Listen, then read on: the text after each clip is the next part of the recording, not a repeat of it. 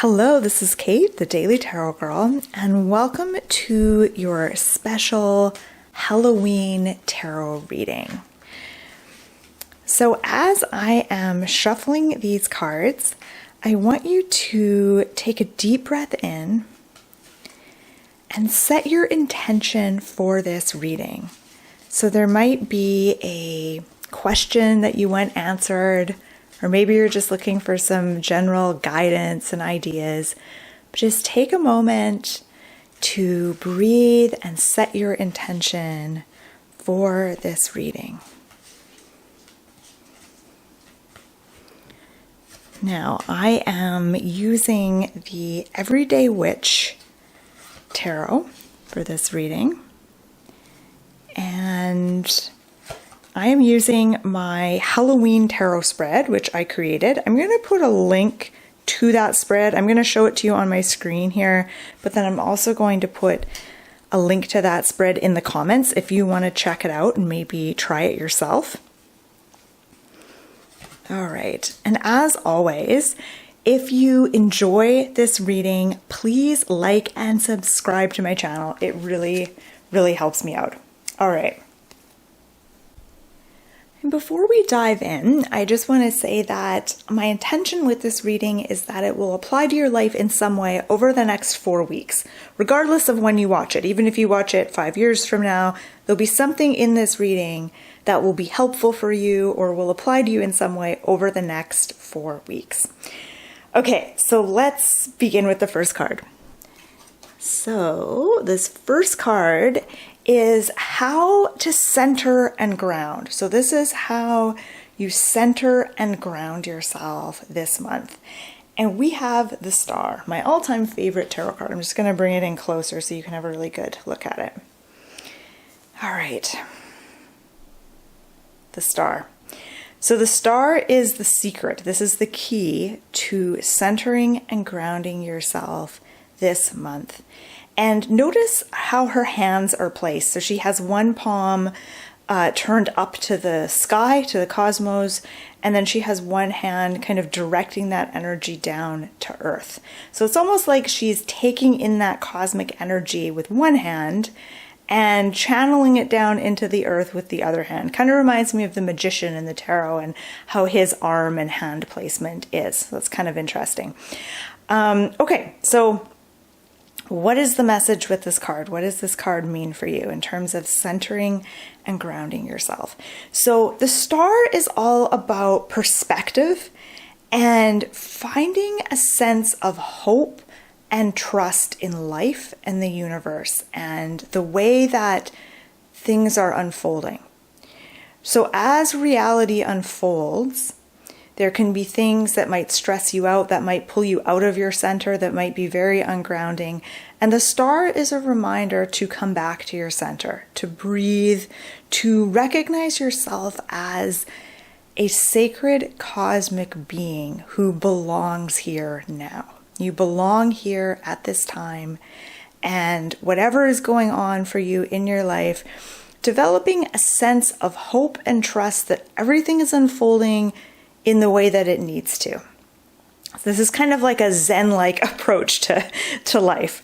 And so that is the key here to centering and grounding yourself this month, is connecting with cosmic energy and seeing yourself as part of a bigger picture. So getting perspective. It makes me think of, going outside, looking up at the night sky, seeing all the stars, and that can be really overwhelming. It can kind of be a little bit ungrounding, but reminding yourself that you're part of this bigger tapestry of things going on, and that whatever is unfolding right now, however crazy and wild it might be, having that hope and trust that there is a pattern, there is kind of a plan, there's a dance to it all, and that everything that is unfolding for you in your life is unfolding in the way that it needs to.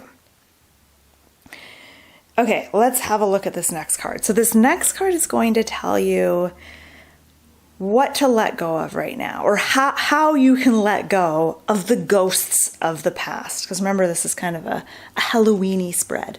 So how can you let go of the ghosts of the past? And here we have Knight of Wands. Now I'm just going to zoom in a little so we can focus on this knight. Okay, so here we have the Knight of Wands. So the Knight of Wands tells you that your point of focus is very powerful. This is how you take your power back. So if you are worried, if you're putting too much energy in something that happened in the past and you're wanting to release it, you're wanting to let go, you're wanting to call your power back to you, call your energy back and move forward, you have to be really intentional about where you put your focus. Now, the Knight of Wands loves a quest. He loves a goal. He loves something to strive towards, something to move towards, something to focus on, because he has so much energy. So if he doesn't have something to focus that energy on, it can be very uncomfortable, it can be very ungrounding, it can be very chaotic. So the Knight of Wands says, in order to let go of the things you want to let go of from your past, the things that maybe keep bothering you or sucking your energy, is to pay attention to where you're putting your focus. And having some kind of a goal, some kind of a focus, it can be a really good distraction in some ways. Like if you're really fixated on something that you don't want to be fixated on, how can you refocus your attention? How can you focus on some kind of a goal, some kind of a project or something that is going to allow you to really channel all of your energy into something so that it's not being put into these other things that aren't helpful for you? All right, let's look at this next card. So this next card is going to tell you how to manifest something new this month. And here we have the Empress. And the Empress is the ultimate tarot card for manifesting, even more so than the Magician, I think. So the Empress, she is so good at manifesting things and creating things and drawing, like magnetizing things to her. And she does this through letting go and going with the flow. So she knows how to receive. She knows how to be in receptive mode. So she is, I'm trying to think, the Magician is number one. I guess the High Priestess is more the counterpart to the Magician, but I sometimes like to kind of compare and contrast the Empress to the Magician and to the Emperor, because the Magician is all about going out there and taking action and being intentional and creating something by being very proactive and focused. And the Emperor is all about strategy and organization and being kind of stubborn. Whereas the Empress takes this totally different approach. She's not really about taking specific action. She's about getting into this receptive state. And she relaxes. She relaxes and she is able to go with the flow, which is a real art form, I think. That's something I'm always striving to do. And sometimes I really succeed. And when you succeed at going with the flow, you feel like you're some sort of god or otherworldly being. Like life does feel magical and nothing is difficult, nothing is stressful. I don't always succeed at doing that, but I try to anyhow. So the Empress is all about letting go and kind of like accepting things as they are and accepting people as they are. And that's not about being like, it's not about being passive or being like, well, this is how things are, I just have to put up with it. It's not about that. But it's about recognizing that things are a certain way. And just because they're a certain way, it doesn't mean that they can't change, that they can't improve or be better. So you're holding that possibility in your mind that things can change, miracles can happen, nothing stays the same forever. But also just recognizing like people are who they are. Circumstances are the way they are, so that you're not always like fighting and pushing against things. So if there's something that you're wanting to manifest, you're maybe wanting to magnetize something to you or manifest something new this month, You aren't going to get it by pushing against things or by striving really hard for something or even by taking a lot of action. It's more about getting out of your own way. So thinking, okay, what do I want to manifest? What do I want to magnetize to me? How can I relax around that? How can I hold that possibility in my mind as something that is possible and then relax around that and let it flow to me in its own time? Letting go of control, surrender, and getting into a receptive state where you're ready to receive the thing that you want to manifest. Okay, this next card is going to tell you how to let go of fear. Okay. And I'm actually just going to shift all the cards up a little bit so my camera's not cutting off the bottom 3 cards. So we have the 3 of Swords. All right, 3 of Swords. This is how you can let go of fear. Okay, I'm just going to breathe. I'm going to take a moment to connect with this card. I'm noticing the journal on the bed. I'm noticing the open window. I'm noticing the rain, and I'm noticing the heart with all the swords stuck in it. So I'm going to start with the journal. So I think one way to let go of fear this month is to do some journaling. So you might want to write down what you're afraid of, explore your fears, explore the things that are holding you back and keeping you stuck and spinning your wheels. There's something magical that happens when we write things down and when we journal about them. So that is tip number 1 with this card. That's the first suggestion. So you might want to journal, do some journaling around your fears. The other thing I noticed was the open window. And that makes me think of like opening the windows, getting fresh energy in there. Fear has like a stuck energy. It's like emotion that wants to move, but for some reason it can't. So fear has this almost like stagnant, there's a stagnantness to fear. Even though fear can be a motivator and can get us moving, in this case, it feels like it's a bit stagnant. And so doing things like opening the windows, I know this sounds crazy, but like opening your windows, airing out your living space, like kind of doing an energy clearing is one thing that can be really helpful. And then the other thing I noticed was the rain, which is about emotional release. So releasing some of the emotions that you might have around your fears right now, whatever fear is most prominent to you, allowing yourself to release some of the emotions and feel those emotions so that they can move through you, so they don't get stuck. And then the heart with the 3 swords tells me that for many of us, our fear has some sort of emotional component that's rooted in heartache or heartbreak or feeling betrayed in some way. And so examining that, what might that be about? And again, using the art of journaling to explore that. Okay,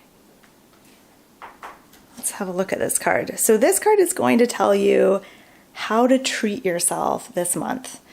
And we have the 6 of Cups. Okay, how to treat yourself. 6 of Cups is a card of friendliness, and it's all about helping someone, sharing, giving. So ask yourself, what is it that you want to share with others? What is it that you want to gift someone? And this is kind of an interesting way to answer that question, how to treat yourself this month, because this may seem kind of counterintuitive. But there's something about generosity and getting in that place of generosity and sharing and gifting that will bring you what you're seeking.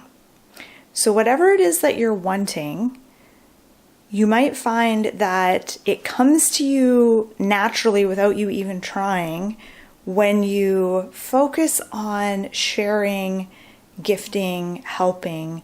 You have something to offer, and it might be something to offer your community or a friend or an individual that you can think of, but you have something that will be appreciated and valued. and focusing on what that is. Okay, so for this last card, card number 6, this card is going to give you some insight, some ideas as to how to step into your power in the next 4 weeks, how to fully step into your power. Ooh, all right, 10 of Pentacles. Now, 10 of Pentacles shows a family. It shows like a multi-generation family. And sometimes 10 of Pentacles can be about legacy. Also family ties, family connections. So sometimes when it comes up, it can be alluding to like healing something generational, whether that's generational trauma or generational issues, like patterns that have been inherited and passed down to you through the generations. That is one way of really stepping into your power. But I feel like there's more to it than that. I feel like the other component or the other aspect of this card is about figuring out, what do you want your legacy to be? So you could ask yourself, what do I want to be remembered for? Or what do I want to leave behind? What kind of an impact do I want to have on future generations? What is it? And this is actually really similar to kind of what I said with this card, or with that card, with the 6 of Cups. I was saying, like, what is it that you want to offer or share? And I felt like that question was more immediate. Like, what do you want to offer or share, this week or this month with someone? Whereas this is that same question, but through a bigger lens. So, what do you want to offer the world? And I know that sounds maybe a little overwhelming. It's like a really big question, but what is it that you want to bring to this planet for your time here? You may not care about being remembered or, making an impact or whatever. But what is it that you want to bring to the world, to existence, to the planet during your time here? And that is how you step into your power. When you become clear on what that is, that makes you very powerful, very unstoppable. All right, so now that all the cards are laid out, let's have a look at all of the cards here. And let's have a look at repeating themes and repeating symbols. Okay, so we got 2 major arcana cards. We got the Star and the Empress. Both of these cards are similar, and that both of them are about like letting go and kind of relaxing and surrendering and not trying to control things or micromanage things or make things a specific way. So that seems to be kind of one overarching theme of the reading so far, is like letting go, surrendering, and really mastering the art of allowing things to be drawn to you, allowing yourself to go with the flow, allowing things to unfold. But then there's also a lot of intentionality with some of these cards. Like the Knight of Wands was about having something to focus your attention on, having a project or a goal.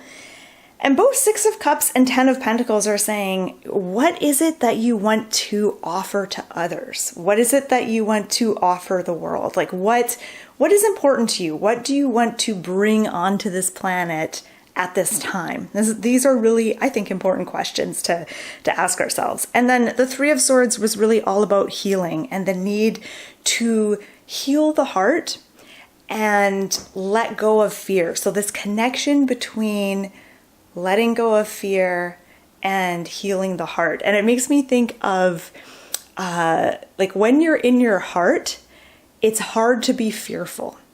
And so when you're moving forward and you're making decisions and choices, there's a saying that you're either choosing from a place of fear or choosing from a place of love.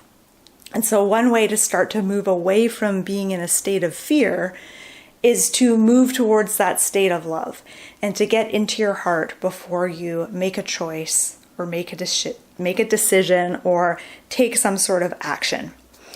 Okay, I'm gonna look again to see if there's any like symbols. You know, I'm noticing a lot of blowing capes, red capes. We've got this red cape blowing in the wind. We have her red dress, and then we have these red curtains that are billowing in the wind. I think that's significant, but I don't know what it means.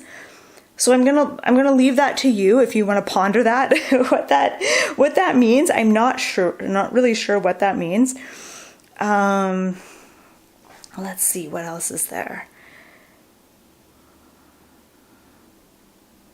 Bear with me, I'm just kind of skimming all of these cards to see if there's anything else jumping out at me. And I think I've mentioned everything I want to mention, so I don't think there's anything else. But of course, if you notice something and you want to share, feel free to do so in the comments. I always love reading different takes and different observations that people have on the cards. And I just want to close this reading by saying thank you so much for allowing me to read for you. I hope you found something in this reading that resonated with you, that was helpful. And I also want to wish you happy Halloween. And I hope the next month is a good month for you. My name is Kate. I'm also known as the Daily Tarot Girl. And I use the Everyday Witch Tarot for this reading. And if you want to see the spread I used, I'm going to put the link below in the comments and also just below this video. And you can check out my website, dailytarotgirl.com. There's lots of tarot learning resources on there for you to check out. So I hope you do. Okay, thank you so much for watching and happy Halloween.